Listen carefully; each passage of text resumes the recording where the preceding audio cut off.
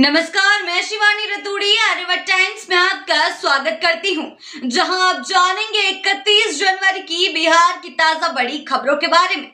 जी हां, उससे पहले एक नजर सुर्खियों की ओर। बिहार की मांग one nation one labour card लागू हो पूरे देश में। जी हां, कि क्या बिहार में कांग्रेस और राजद के रिश्तों में दरार है? राहुल गांधी के बयान से तेजस्वी पर पड़ा बड़ा दबाव। जी हां, बिहार विधानसभा चुनाव 2025 पूर्व विधायक तौसीफ आलम के बयान से कांग्रेस को बड़ा झटका। एआईएमआईएम में जाने के संकेत। जी हां, बीजेपी की यूसीसी लागू करने की मांग पर जेडीयू ने लिया स्पष्ट स्टैंड। कहा बिहार में नहीं होगा लागू, बिहार को विशेष दर्जा नहीं, अब विशेष पैकेज की उम्मीद। संजय झा का बड़ा बयान। रुक करते हैं खबरों की ओर विस्तार से। अब बिहार में भी यूसीसी लागू हो, बीजेपी की मांग पर जेडीयू ने साफ किया अपना स्टैंड। जी हां, बीजेपी ने बिहार में भी उत्तराखंड की तर्ज पर समान नागरिक संहिता लागू करने की मांग की है, लेकिन राज्य की सत्ताधारी पार्टी जेडीयू ने इसका विरोध करते हुए अपनी स्पष्ट स्थिति जाहिर की है। राजनीतिक गलियारों में इस मुद्दे पर बहस तेज हो गई है। बीजेपी का कहना है कि यूसीसी धर्म, जाति, लिंग या समुदाय के आधार पर भेदभाव खत्म करने का कानून है, जबकि जेडीयू ने इसे बिहार में लागू करने से साफ मना कर दिया है।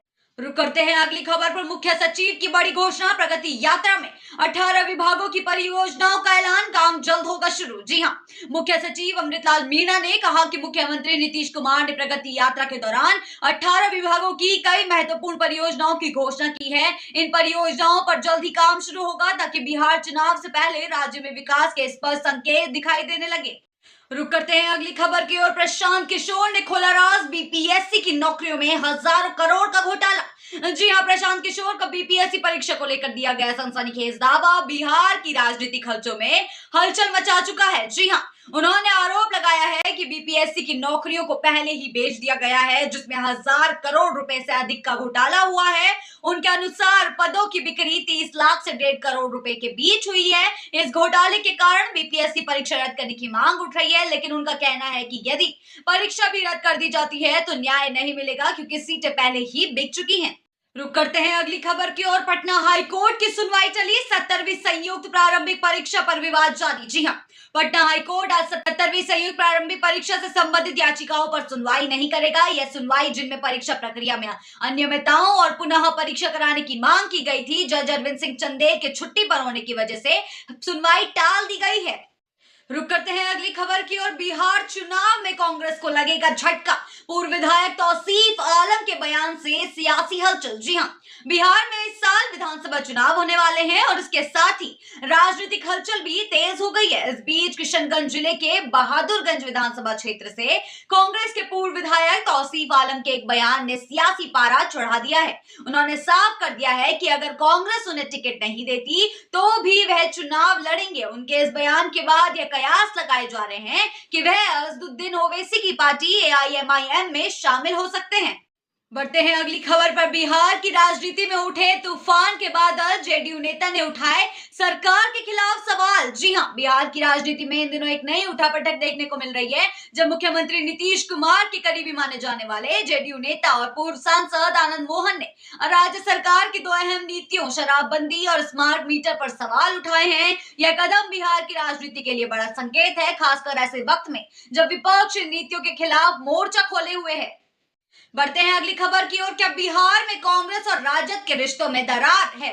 राहुल गांधी के बयान से तेजस्वी पर बड़ा दबाव। जी हां, बिहार की राजनीति में एक नया मोड़ आता दिख रहा है। कांग्रेस और राजद के रिश्तों में क्या खटास आ गई है, यह सवाल इसलिए उठ रहा है क्योंकि राहुल गांधी ने अपने हालिया बिहार दौरे में तेजस्वी यादव को जातिगत जनगणना के मुद्दे पर कटघरे में खड़ा कर दिया है। जी हां, इसके साथ ही दिल्ली चुनाव में अरविंद केजरीवाल पर सीधे हमले के बाद अब बिहार में लालू परिवार कांग्रेस के निशाने पर आ सकता है। क्या बिहार चुनाव में कांग्रेस और राजद की राहें अलग होने वाली हैं?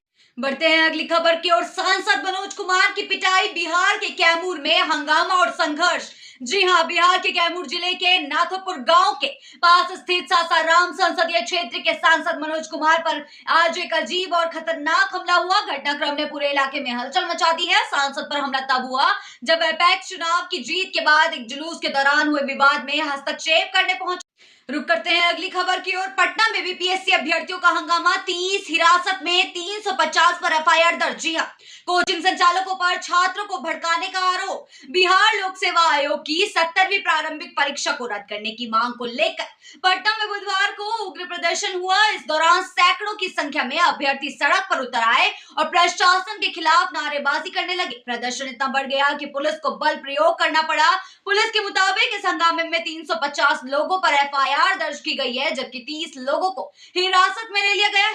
रुक करते हैं अगली खबर की ओर। दिल्ली का ठग गिरोह पटना में सक्रिय, एनसीसी जवान ने पकड़ लिया आरोपी। जी हां, दिल्ली का एक ठग गिरोह पटना में ठगी की वारदातों को अंजाम दे रहा था। एनसीसी के जवान राकेश राय ने गिरोह के सदस्य तनवीर अंसारी को पकड़ा, जो दिल्ली के जेजा कॉलोनी का निवासी है। जी हां, आरोपी ने पुलिस को बताया कि वह अपने साथियों के साथ पटना में ठगी करने आता था।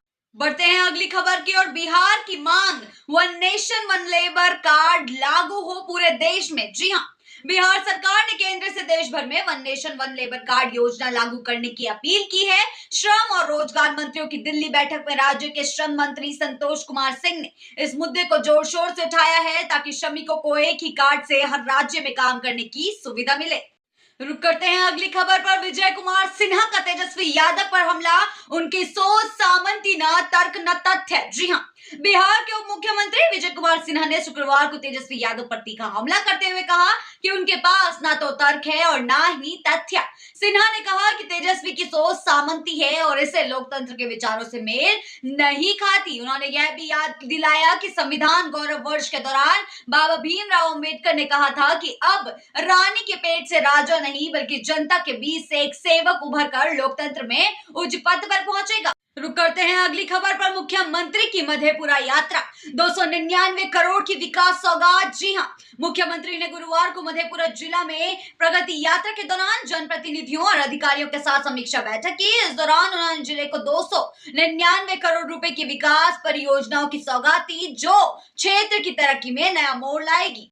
रुक करते हैं अगली खबर पर। बिहार को विशेष दर्जा नहीं, अब विशेष पैकेज की उम्मीद, संजय झा का बयान। जी हां, बिहार को विशेष राज्य का दर्जा देने की चर्चा संसद में फिर गरमाई, लेकिन जेडीयू उपाध्यक्ष संजय झा ने कहा अब विशेष दर्जा संभव नहीं तो विशेष पैकेज की मांग। उनका कहना है कि बिहार लगातार बेहतर प्रदर्शन कर रहा है और उन्हें उम्मीदें हैं कि इस बजट से राज्य को नई दिशा मिलेगी।